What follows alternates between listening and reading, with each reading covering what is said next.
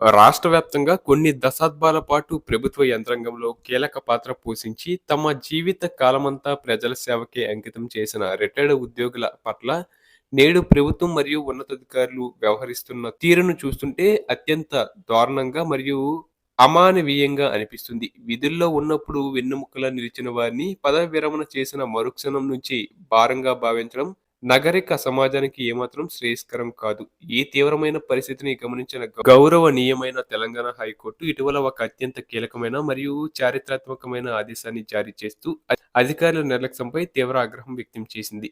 దాదాపు 26,000 మంది పెన్షనర్లు తమ రిటైర్మెంట్ ప్రయోజనాల కోసం ఏళ్ల తరబడి కార్యాలయాల చుట్టూ తిరుగుతుండటంపై కోర్టు స్పందిస్తూ ఏప్రిల్ 9వ తేదీలోపు పెండింగ్‌లో ఉన్న అన్ని రకాల బకాయిలను పైసా కోత లేకుండా చెల్లించాలని అత్యున్నత న్యాయస్థానం స్పష్టం చేసింది. ఈ కేసు విచారణ సందర్భంగా ఆర్థిక శాఖ కార్యదర్శి కోర్టుకు హాజరై నిర్ణీత గడువులోగా చెల్లింపులు పూర్తి చేస్తామని అంగీకారం తెలిపారు. అయితే కోర్టు ఇక్కడితో ఆగిపోకుండా ఒకవేళ ఇచ్చిన గడువులోగా ఈ చెల్లింపులు పూర్తి కాకపోతే బాధ్యులైన ఉన్నతాధికారి ప్రతి వాయిదాకు స్వయంగా కోర్టుకు హాజరై సమాధానం చెప్పుకోవాల్సి ఉంటుందని గట్టిగా హెచ్చరించింది. అంటే ఒక ఉన్నత అధికారి తన విధుల్లో విఫలమైతే చట్టం ముందు సామాన్యుడిలాగే నిలబడాల్సిన పరిస్థితి కోర్టు కల్పించింది. ఇది అధికారుల జాప్యానికి ఒక గట్టి చెక్ అని మనం అర్థం చేసుకోవచ్చు.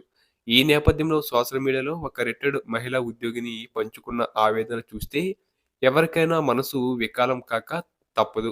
ఆమె మెసేజ్ చదువుతున్నప్పుడు ప్రభుత్వ యంత్రాంగాలు ఎంత నిరంకుశంగా మరియు కనికరం లేకుండా మారుచున్నాయో స్పష్టంగా అర్థమవుతుంది. ఆమె సెప్టెంబర్ 30, 2020న తన విధులకు స్వస్తి పలికి గౌరవప్రదంగా పదవి విరమణ పొందారు. అయితే ఆమె తన సర్వీస్ కాలంలో కష్టపడి దాచుకున్న జీపీఎఫ్ మరియు జీఐఎస్ బిల్లులను ప్రభుత్వం ఎటువంటి సరైన కారణం లేకుండా అన్యాయంగా ఆపివేసింది.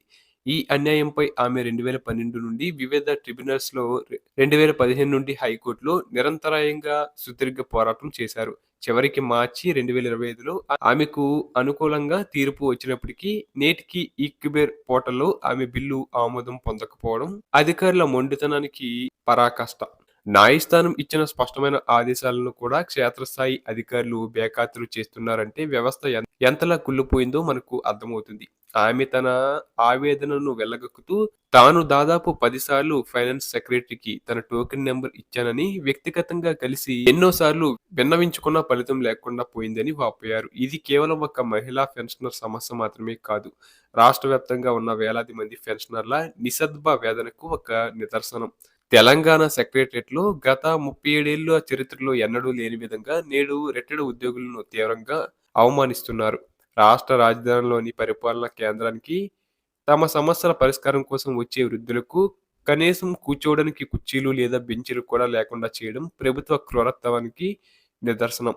సాయంత్రం 4:30 నుండి 6:30 గంటల వరకు కిడ్నీ సంబంధిత వ్యాధులు మరియు గుండె జబ్బులతో బాధపడుతున్న వృద్ధ పెన్షనర్లు కూడా గోడలకు ఆనుకొని గంటల తరబడి నిలబడాల్సిన దైన్య స్థితి ఏర్పడిందని ఆమె వాపోయారు. తమ జీవితాంతం ప్రభుత్వానికి సేవ చేసిన వారిని ఇలా నిలబెట్టి హింసించడం రాక్షస పాలన కాక మరేమిటి? ముసలితనంలో అనారోగ్యంతో బాధపడుతూ తమ సొంత డబ్బు కోసం అధికారుల చుట్టూ బిచ్చగాళ్ళలా తిరగడం ఆ వృద్ధులకు ఎంతటి నరకమో ప్రభుత్వం ఎందుకు గుర్తించడం లేదని అక్కడ భద్రత కోసం ఉండే సుమారు 20 నుంచి 30 మంది పోలీసులు కూడా రిటైర్డ్ ఉద్యోగుల పట్ల ఏమాత్రం గౌరవం లేకుండా అరుస్తూ వారిని భయభ్రాంతులకు గురి చేస్తున్నారని ఆమె వాపోయారు. రిటైర్డ్ అయినప్పుడు వెన్నెముకలా భావించాల్సిన ఉద్యోగులను పదవి విరమణ తర్వాత ఏదో తీవ్రవాదిలాగా లేదా నేరస్తుల్లాగా చూడటం అనేది అధికారుల సంకుచిత మనస్తత్వానికి నిదర్శనం. న్యాయస్థానాలు ఇలాంటి మానవీయ సమస్యల పట్ల మరింత కఠినంగా వ్యవహరించాల్సిన అవసరం ఉంది. ప్రతి రిటైర్డ్ ఉద్యోగికి వారు పదవి విరమణ చేసిన 3 నెలల లోపు వారి పెన్షన్ ప్రయోజనాలన్నీ నేరుగా అందేలా ఒక బలమైన వ్యవస్థను ఏర్పాటు చేయాలి. ఇటువంటి దుస్థితులు తెలంగాణలోనే కాదు, ఆంధ్రప్రదేశ్, కేరళ, కర్ణాటక వంటి పొరుగు రాష్ట్రాల్లో కూడా కనిపిస్తున్నాయి. కేరళలోనైతే ప్రభుత్వం ఒక అడుగు ముందుకు వేసి డిఏ అరెస్ట్ చెల్లింపులపై ఉద్యోగులకు ఎటువంటి హక్కు లేదని కోర్టులో వాదించడం అత్యంత బాధాకరం. ప్రభుత్వాలు ఇప్పుడు పెన్షనర్లను కేవలం ఒక ఆర్థిక భారంగా మాత్రమే పరిగణిస్తున్నాయి. పార్లమెంటు రిపోర్టులలో కూడా పెన్షనర్లు ఎక్కువ కాలం బతకడం వల్ల ప్రభుత్వ ఖర్చు పెరుగుతుందని పేర్కొనడం వారి అమానవీయ ఆర్థిక ధోరణికి అద్దం పడుతుంది. ఈ బ్యూరోక్రాటిక్ అప్రోచ్ వల్ల రిటైర్డ్ ఉద్యోగుల ఆత్మగౌరవం తీవ్రంగా దెబ్బతింటుంది. తమ జీవిత కాలమంతా దేశం కోసం సేవ చేసి చివరి దశలో ఇలాంటి అవమానాలు ఎదుర్కోవడం ఆ వ్యక్తులకే కాదు, మొత్తం సమాజానికి సిగ్గుచేటు.